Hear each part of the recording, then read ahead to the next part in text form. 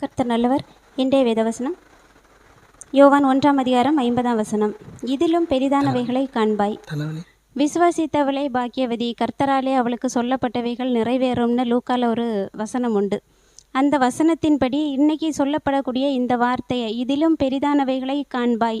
அப்போ இந்த மாதத்தில் இதிலும் பெரிதானவைகளை நாம் எப்படி காண்போம்னா, விசுவாசிக்கிறவங்க கண்டிப்பாக காண்போம், பெற்றுக்கொள்வோம். ஏன்னா செப்டம்பர் மாதத்தில் இருந்தே கர்த்தர் அற்புதமாக நம்மளை உயர்த்திட்டே இருக்காங்க. எல்லா விஷயத்துலையுமே, பொருளாதாரத்திலேருந்து சரீர சுகத்தில் இருந்து எல்லாவற்றிலையுமே கர்த்தர் ஒரு முன்னேற்றமான சூழ்நிலையை தான் நமக்கு தந்திருக்கிறாங்க. இந்த மாதமும் நமக்கு கொடுத்துருக்கிற வார்த்தை, இதிலும் பெரிதானவைகளை காண்பாய். அதனால் நாம் அந்த வார்த்தையை அப்படியே விசுவாசிப்போம், ஏற்றுக்கொள்வோம்.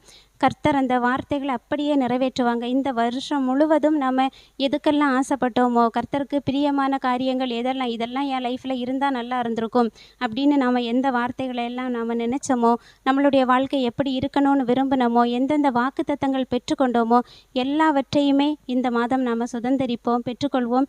கர்த்தர் அப்படிப்பட்ட ஒரு அற்புதமான மாதமாக இதை நமக்கு மாற்றி தருவாங்க.